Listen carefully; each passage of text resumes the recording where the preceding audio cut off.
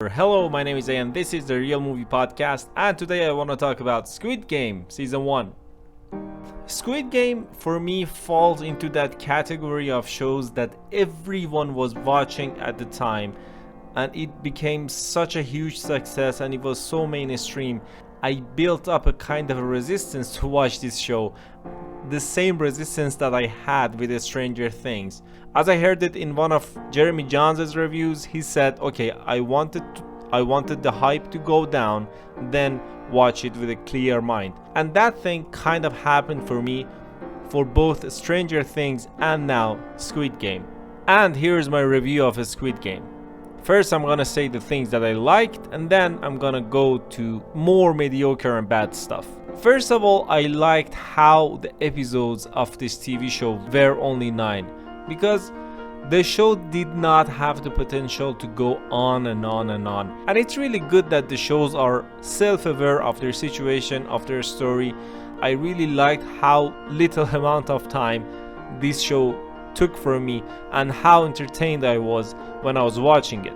The plot of the show was something novel. It was kind of a survival. I mean, we had so many movies and stuff before, but the way that this show played was something different. So the plot was some poor guys who were reached by rich guys, and those rich guys wanted the poor guys to play in a few games, and the losers in every game would die. So the result is really bad, but at the end, one person who will win this Squid Game will get like 40 billion yuan. That's their currency. I don't know how many million dollars it is, but anyways, that's the whole plot.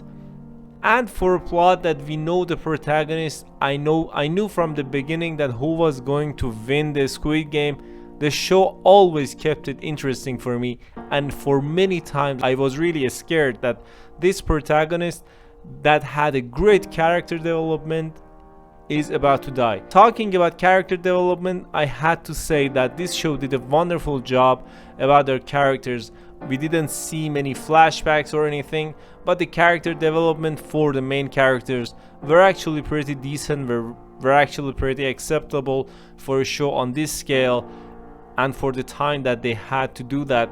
Except for that cop character that I'm going to talk about him later, the rest was really fine, was really good. The other thing that I have to mention that I loved about this TV show was the emotional parts that were really good. I never expected the emotional parts to be this bold. When I started watching this show, I was like, okay, this is like a survival, this is a death match and people are gonna kill each other and etc, etc, it's gonna be brutal and everything.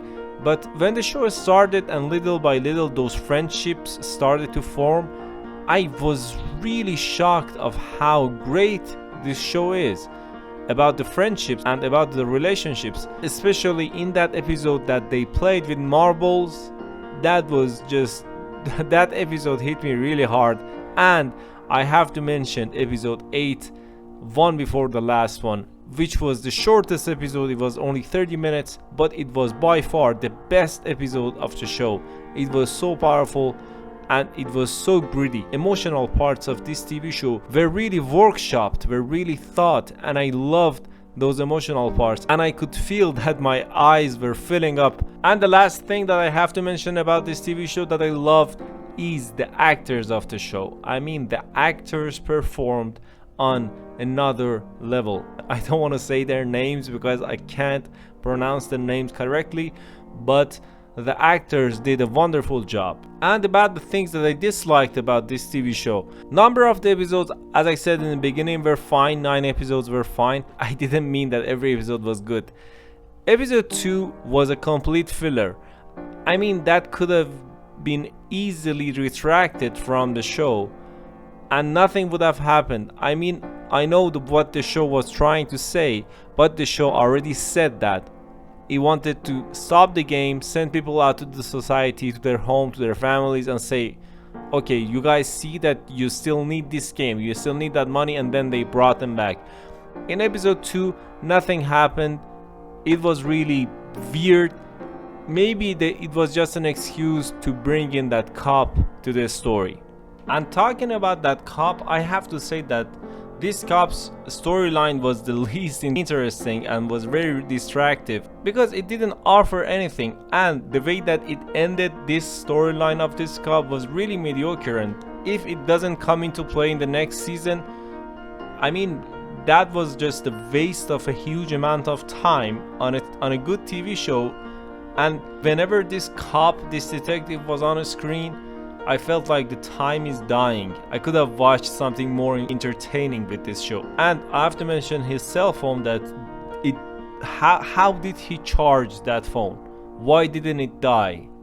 Maybe the biggest issue that I had with this TV show was that a few minutes of American actors that were on this TV show, I don't know what the hell went on in that few minutes. It was maybe like 2 episodes that they were in, but they almost killed the entire show. How can some actors be this bad? It was like an amateur student theater. They played so poor. They played so bad. Maybe Netflix did not have enough trust in this TV show to send good actors to hire good actors. I'm sure that things will change in the next season and we're gonna see some huge names, but how did they choose these actors? They were so bad, and I don't know where to begin, to be honest. They almost killed the show. And on final note, I have to say the ending of this TV show was a bit off for me. It was a bit of a letdown. I loved what happened with that old guy. Before I talk about this part, I have to put in a spoiler alert, so here's your spoiler alert. I'm going to spoil it. So the ending for the main guy, 456, it was really mediocre. After having won that huge amount of money, he just stopped everything. I mean, what happened to those promises that he gave to his friends and said he's gonna save them?